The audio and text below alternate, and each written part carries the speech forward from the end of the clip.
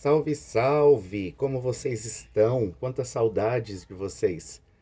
Nós queremos continuar os estudos de história. Aí eu, professor Leandro, você do sétimo ano, e nós vamos pensar agora, então, não deixe de pegar o seu livro de história do sétimo ano, no capítulo quarto, e nós vamos falar sobre a conquista da América. Nas aulas anteriores, nós trabalhamos ali as questões dos povos pré-colombianos, vimos ali o Império Azteca, o Império Maia, o Império Inca, estes são os povos então denominados de pré-colombianos, e aí, como uma continuidade desta história, nós precisamos pensar como que se deu o processo de colonização. Afinal de contas, se eles não foram colonizados, se nada aconteceu com eles, por que, que nós já não temos mais contato com esses povos? Então, esses povos existiram, articularam as suas crenças, articularam os seus costumes, constituíram os seus impérios, mas eles foram dominados. Em que contexto histórico, então, nós estamos? Vamos recuperar o capítulo anterior ainda ao Império Azteca, Maia e Inca. Qual contexto histórico estamos? Então, havia a busca por uma nova rota para chegarmos às Índias. Vocês se lembram por que queremos chegar às Índias? Porque nas Índias tem especiarias que na Europa não tem. E aí, então nós queremos, sobretudo, essas especiarias e as riquezas para aumentar o capital dos países europeus. Havia então a ideia já proposta de que a Terra não é plana, portanto, há a possibilidade de navegar sem cair num abismo e nem encontrar os monstros marítimos. Havia ali um financiamento dos reinos para que fosse concre... para que se tornasse concreto este processo de expansão marítima. Havia também a expansão do mercantilismo. O que é o mercantilismo, então? Tratava-se de um processo de transição do movimento feudal, do feudalismo, para o capitalismo. Portanto, o mercantilismo é o germen daquilo que a gente vive hoje, é o início do capitalismo que a gente vive hoje. E essa transição do feudalismo para o mercantilismo, ou seja, a ideia de mercado, ela vai influenciar profundamente a vida de todos naquele contexto. Vai influenciar o aspecto cultural, o aspecto da propriedade privada, vai influenciar a vivência religiosa, mas também havia um interesse do catolicismo. O catolicismo tinha em vista aumentar os seus fiéis. Portanto, as coroas, tanto espanhola quanto portuguesa, vão financiar. Por quê? Porque elas recebem essa promessa de que os padres vão junto para assim aumentar então o número de fiéis, de adeptos do catolicismo. E aí, então, falando sobre a conquista da América, que é o tema em questão da nossa aula, podemos entrar numa discussão. Muitos ainda hoje, muitos historiadores, pensadores, ainda falam sobre esse movimento, que nós tratamos como descoberta. Seria de fato uma descoberta, mas já não tinham outros povos que viviam aqui? Como descobrir aquilo que já era descoberto?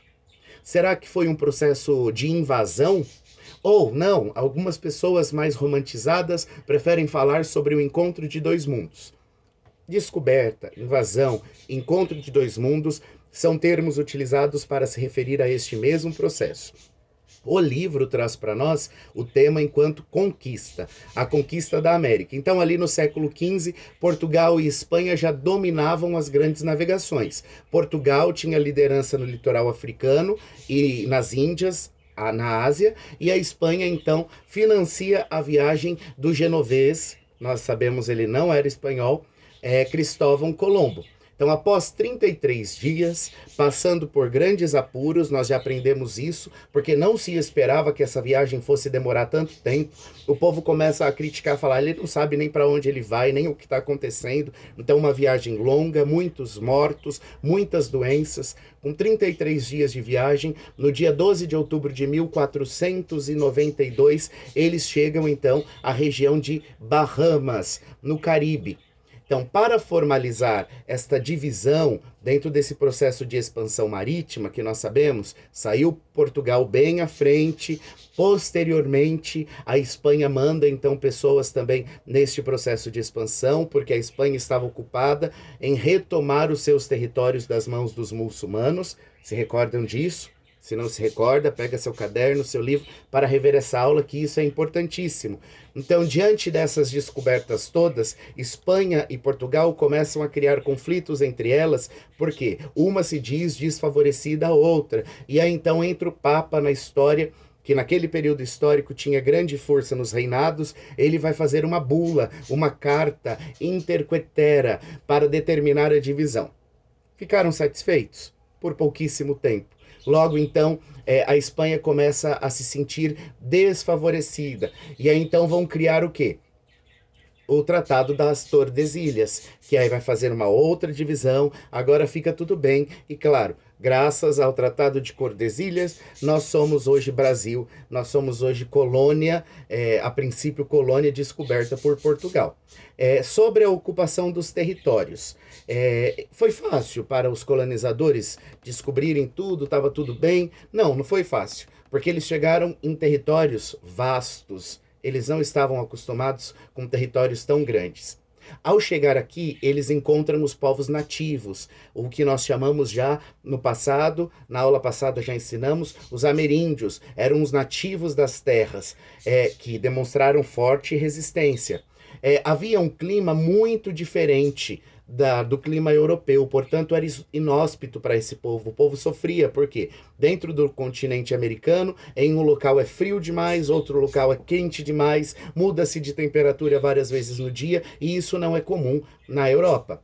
Os povos pré-colombianos, quem eram mesmo os pré-colombianos?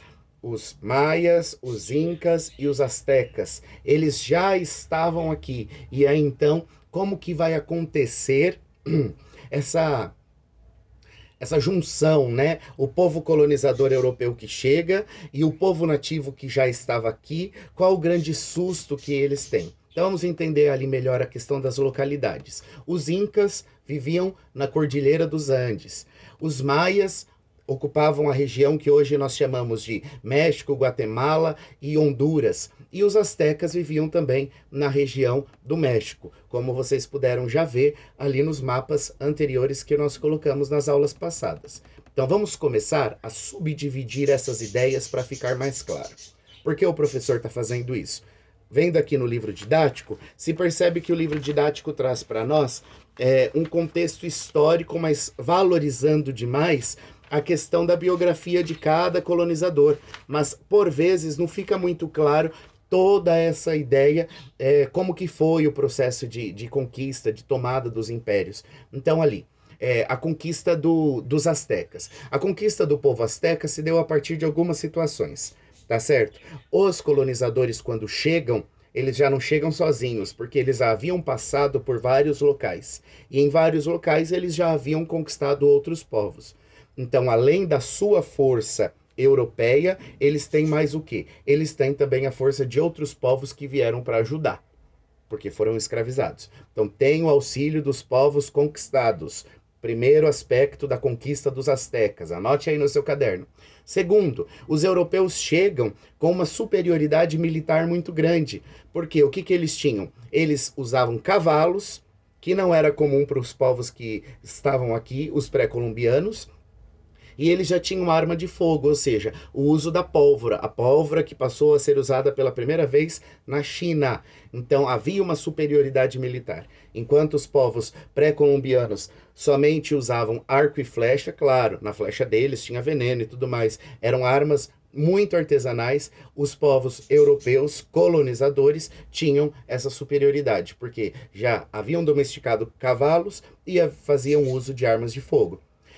Ao chegar, os colonizadores, é inédito, aquele povo nunca tinha visto outros povos. Aí eles encontram pessoas de cor diferenciada, essas pessoas usavam barba, o que não é comum para a cultura asteca, e vestiam, tinham uma certa vestimenta. Quando eles chegam, eles são confundidos com os seus deuses. Portanto, então, o povo asteca fica fragilizado porque eles pensam, será que foram os nossos deuses que chegaram? Será que eles vieram? Será que é o fim do mundo? Com essa vulnerabilidade religiosa de não saber exatamente o que é aquilo e se são os nossos deuses e a gente vai contra, eles conseguem aprisionar então Montezuma, que era o imperador asteca. Cortés, Hernán Cortés, é confundido então com este deus asteca, e aí como ele vai fazer para começar a enfraquecer este povo? Eles vão começar a fazer a contaminação da água. À medida em que o povo vai tomando esta água contaminada pelo povo, eles vão se tornando mais vulneráveis e fica mais fácil tomar então aquele reinado, aquele império. O que acontece em 1521. Então, em 1521, o Império Azteca foi conquistado. Tranquilo até aí? Vamos para o próximo, então. Vamos falar sobre a conquista do povo Inca. Vou deixar o Maia por último, porque Azteca e Inca, dentro desse processo de conquista, são muito semelhantes. Agora, então, já não é mais Hernán Cortés, mas agora nós temos a figura de um cara chamado Francisco Pizarro. Você consegue encontrar a biografia dele na página 69 do seu livro didático. Francisco Pizarro fez 2 tentativas frustradas para a conquista do povo Inca. Afinal de contas, onde que os Incas moravam mesmo? Na Cordilheira dos Andes. E aí o que acontece? A geografia do local é muito difícil. Ele encontrava uma dificuldade geográfica para chegar até lá.